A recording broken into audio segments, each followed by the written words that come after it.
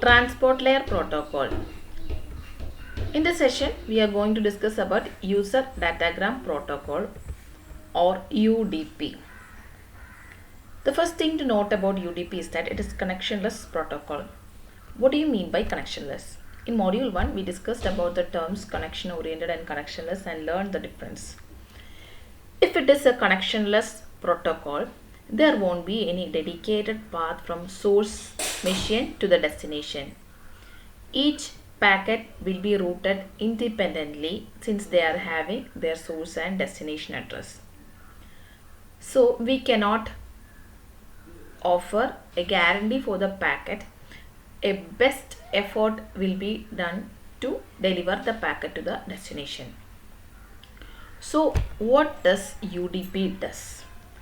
UDP provides a way for applications to send encapsulated datagram and send them without having to establish a connection.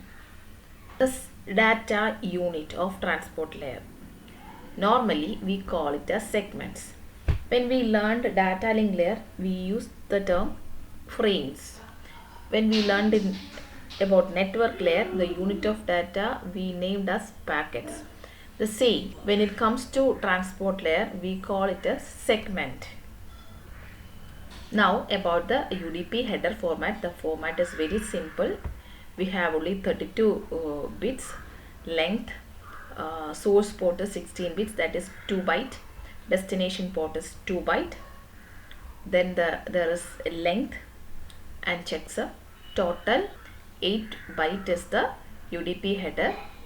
The payload, that is the data we receive from the application layer, will be appended after the header and forwarded to network layer.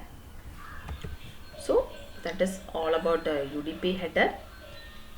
The length we have to note. Length is the length of UDP including header and data.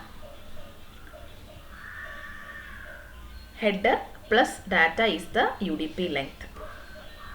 Checksum is an optional field and stored 0 if the same is not computed.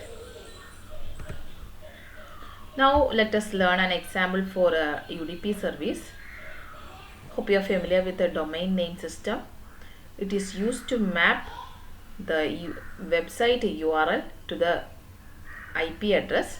For example, if we type google.com into the browser, the DNS server will map google.com to the IP address 8.8.8.8.